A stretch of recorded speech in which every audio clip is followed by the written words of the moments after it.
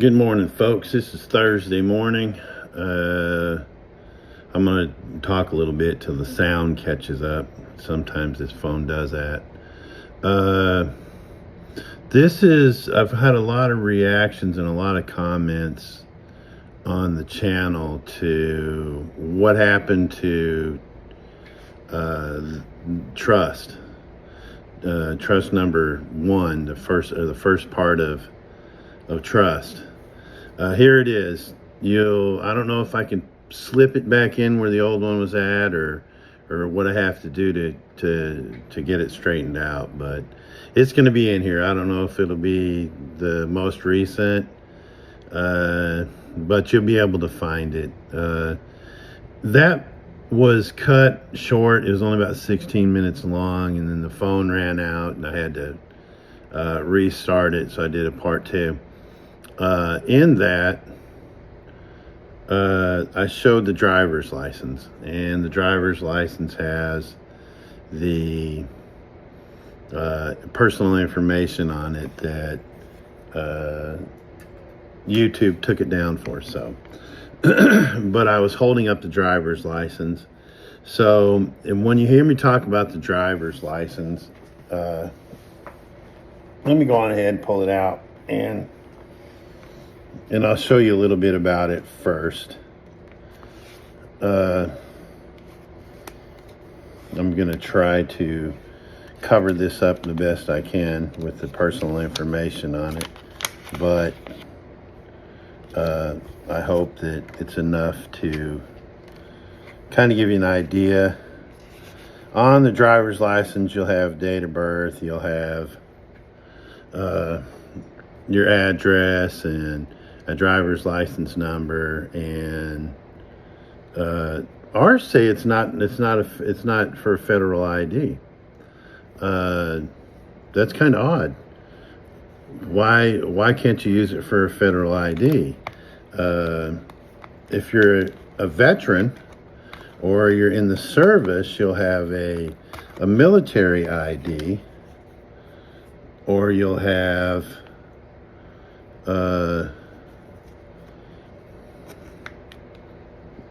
a veterans member ID. Look at, I'm holding them up. No information on there. That's a federal ID. So they're saying you can't use this for a federal ID. Well, what are you supposed to use if the feds are asking you for an ID? On my driver's license, I actually signed it.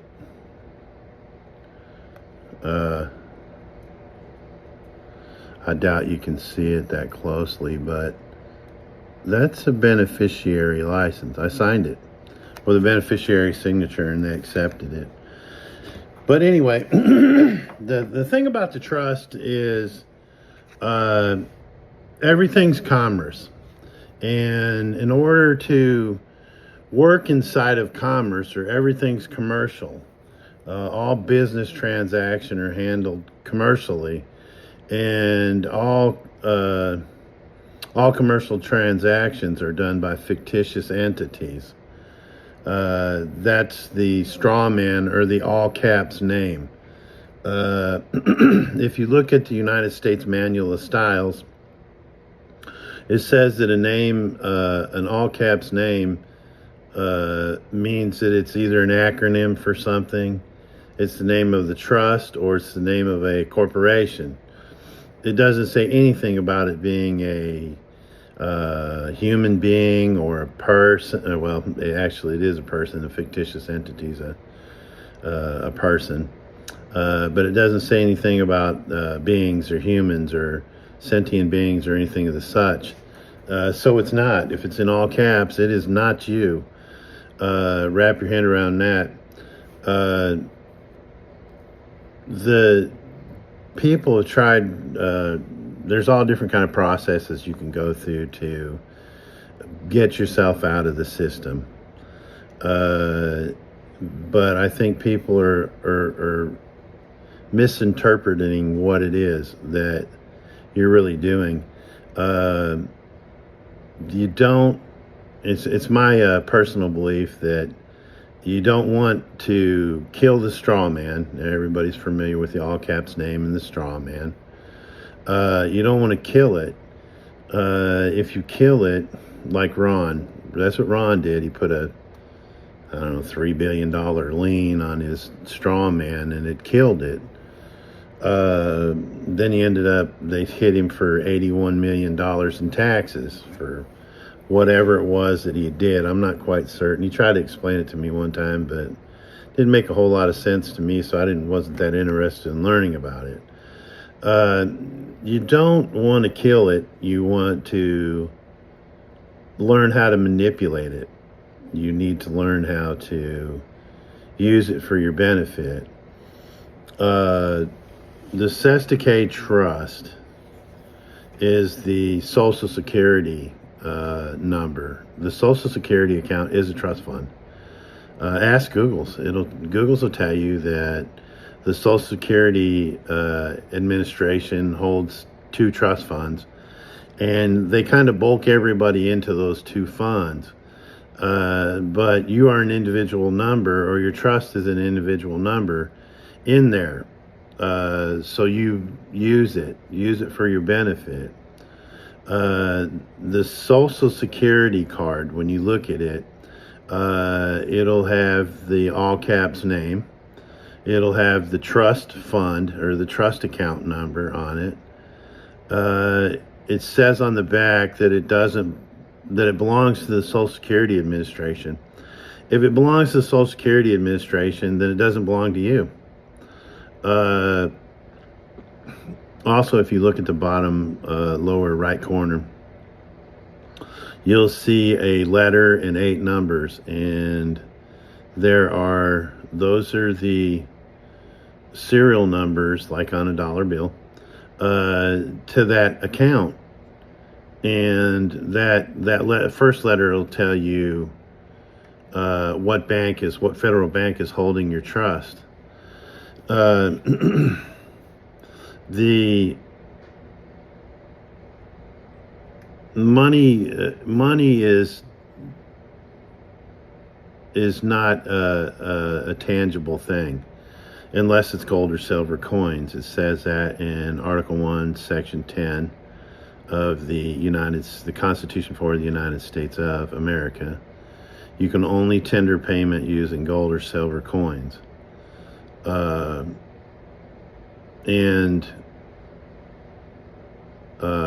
trying to do this by a list that I made listening to the old video. Someone had sent it to me, so that's why my eyes are dodging. I'm trying to stay on task with this. The trust fund has an on ledger. That's what they'll tell the beneficiary about how much money is in the trust. And then there's an off ledger. You've heard me talk about this before. The off ledger, they're not going to tell you about till you turn 65, and then you have to fight them for it. A few people out there are actually trying this. The guy that came from California, Northern California, drove all the way out here, talked to me for 2 hours. He's attempting it, and he's noticed since he's done it, some things are kind of out of the norm. That tends to be a good sign. But you have the on ledger and the off ledger accounting, and that's true with any trust fund. If I am the trustee of your trust, your personal trust fund that you've created, I can put my money with it, and that's off ledger money. I don't have to tell you about it. I can tell you about what you've got in it, but I don't have to tell you about what I've added to it. The Social Security accounts are what back the dollar. Now, that money, when they create these trusts, there's 6,000 babies born every day in the United States, the corporate United States. Those 6,000 babies are straw men are created with their birth certificates, and the trusts are created with their Social Security accounts. And if they put $1 million in each baby's trust, that's $6 billion a day in trusts that are created. That's how we loan. China's not going to loan us $50 billion without some kind of collateral, and that's what's being used. Think about that. What other collateral does the corporate United States have? Most people say we've already sold them our public lands and all this other stuff. Well, what else do we got? What else do we got for collateral? By now, you'd think that if that was the case and they were taking all this other stuff, that they'd run out of something anyway. But no, it's those trusts that do that. When a cop pulls you over,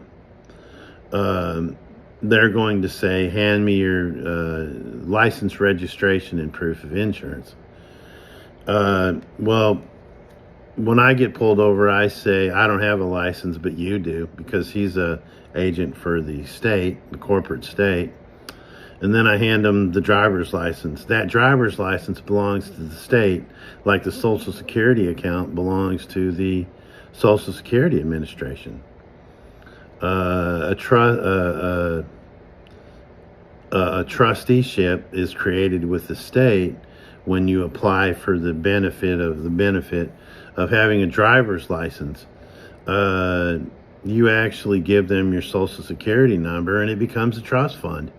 So you could say, I don't have a driver's license, but I carry a driver's license issued by the state. It's a photographic representation of the beneficiary of the trust. You can say all that. They're not gonna know what you're talking about. Most of them are ignorant anyway, and they got 6 weeks of freaking cop training, and they give them a badge. But I would say, here, this is yours. Here it is. I don't carry traditional insurance because I use a 1099A.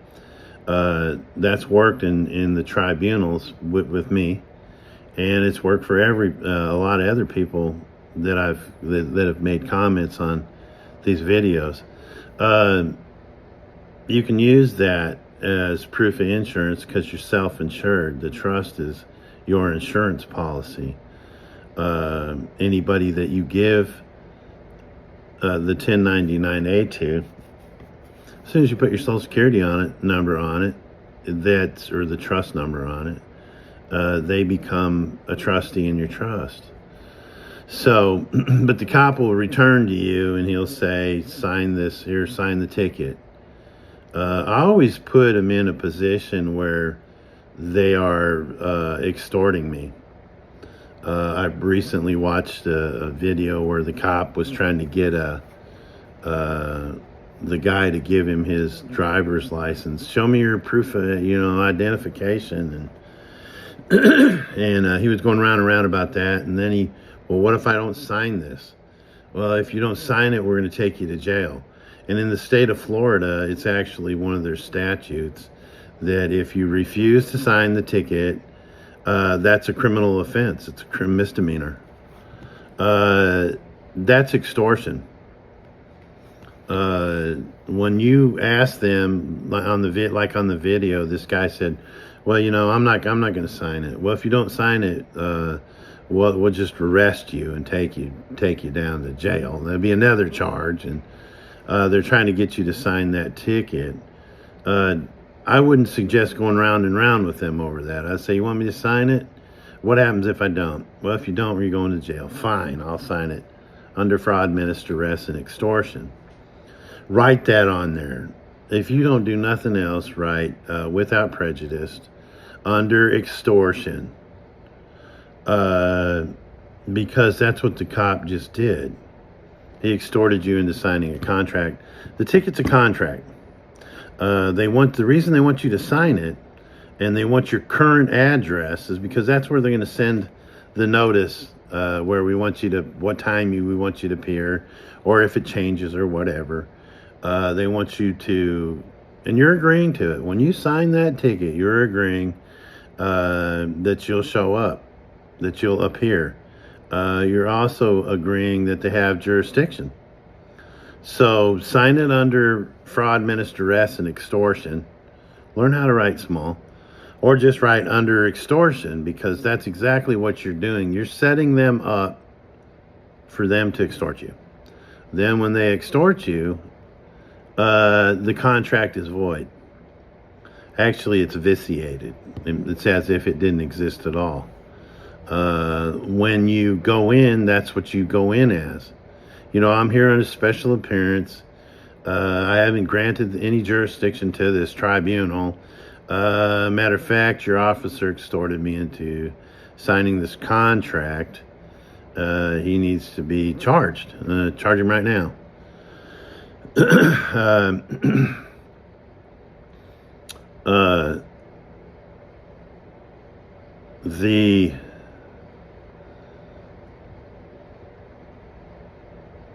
The DMV. So they give you this driver's license. You carry it around. It's a plastic photographic representation of the trust, the beneficiary of the trust. It's the trust name. When you sign it beneficiary and they accept that, they've agreed that you are a beneficiary and this is a trust action.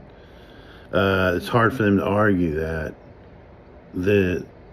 There's an argument now about using the term driving or traveling. Driving, you drive commercially. It's a commercial. Driving's a commercial definition. If you look it up, it's a commercial definition. And traveling is something totally different. They wouldn't have two different names if there wasn't a need for two different meanings. Me personally, I don't care, because I'm going to get the cop to extort me into signing it anyway. Yeah, I want to go down and mess with these tribunals. People need to hear what you're saying. They need to hear you going in there and going, look, you know, this cop extorted me. I asked him what would happen if I didn't sign it, and he said I'd be going to jail. And so this is extortion. People that are in there have already been in trouble for traffic violations. Statute violations. I looked up the definition of statute here a little while back, and a statute references rules when it's a corporation. The state's a corporation. They're not. You're not violating any laws. You're breaking their company policies. And then sign it. You know, sign the ticket with a beneficiary signature. Under fraud, menace, duress, and extortion. And that's how you would address it at the tribunal. You go in there, look, this dude extorted me. I didn't want to sign the contract, but he threatened to, you know, take me to jail, and he's got a gun. He probably would have shot me. That's what cops like to do these days. You're not signing a ticket, I'm going to shoot you. Okay. That's how you would address the tribunal. When you go to a bank, when you go to an emergency room, you're actually creating trust actions everywhere you go. Anytime there's an application's a contract. They're always asking for your social security number. The ER, you know, unless it's a crazy emergency, step around to the window over here and fill out these paperworks and you know, sign the contract. That's how they're generating the money. They're doing it with your signature. They're creating negotiable instruments with your signature. When you go to the bank, you're creating a trust action. The banks want your social security number. I just recently got signed on as the treasury of the DAV here, so I had to go down and give them the social security number and you know, sign it. I signed as the treasurer of this chapter of the DAV at the bank with a beneficiary signature. they agree that I am the beneficiary in this bank account. I may address the $5 monthly charge. I don't know. I haven't decided that yet, but that's why I'm a little rough looking today. I was up all night. I've spent the last couple days hard trying to figure out how messed up the money is in this chapter. I was the adjutant, and they asked me to be the treasurer too. I'm only going to do both those jobs, long enough to get these books straightened out. Yeah, I've went through a lot of stuff. I've spent 4 hours shredding paperwork that's over 10 years old, just trying to get a grip on this. And the banking issue, the accounting of this chapter is so screwed up, man.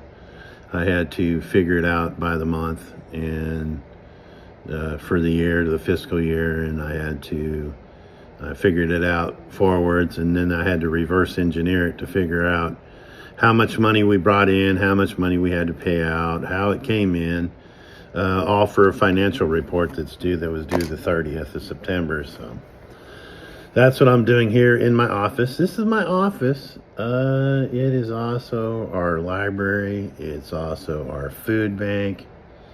And yeah, I'll be spending a little more time here in the near future. But oh yeah, one more thing. Those banks those tribunals are creating bonds.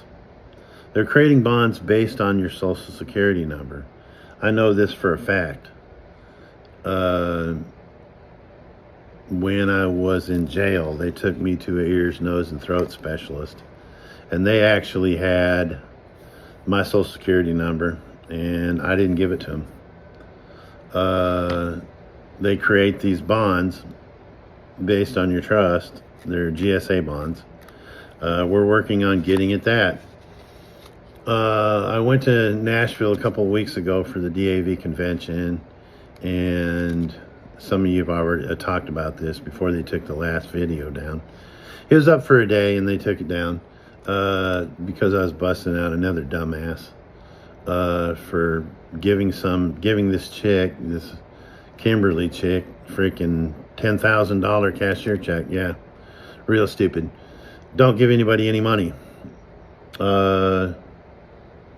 But I went to the convention, and all this stuff was pretty much dropped on me.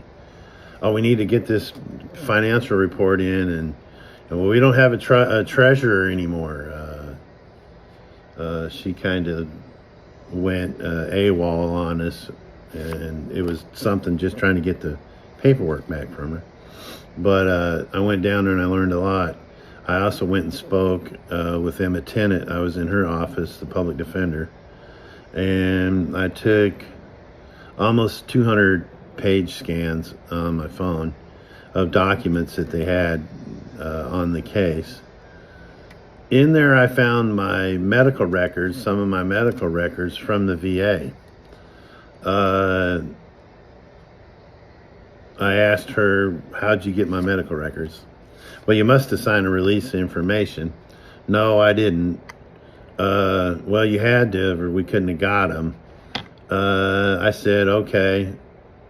I took pictures of everything, even the letter. And last week I spoke in Johnson City at Mountain Home VA. I spoke with a lady from Release of Information. And they had an ROI on me down there that wasn't filled out by me at all, and it was signed with my name and my beneficiary signature, but it didn't have "without prejudice" above it, and anything that I would have signed while I was locked up would have been without prejudice. Sometimes it's under fraud, menace, duress, and extortion, but most of the time it was without prejudice. And then my beneficiary signatures. So, I'm dealing with that right now. if the public defender's office can't bring a wet signature in, somebody's in trouble. The one thing they freaking bogus did to me about the filing the fraudulent liens and forgery, looks like somebody forged my signature. Probably most likely what they did is they copied and pasted it onto the form, and then they faxed it to the VA. The VA looked at it and said, okay, this is coming from a public defender's office, and let's go ahead and send it to them. And she did look at my stuff. She asked me, she said, is that your signature? I said, I didn't say anything, because I don't want to bring this all out until it's ready. I'm trying to try and force their hand to bring this up, but yeah, I figured I'd just share that a little bit too. If you see this video and go all the way back to the beginning of the videos if you want to see part 2 and part 3. But other than that, y'all, have a blessed day.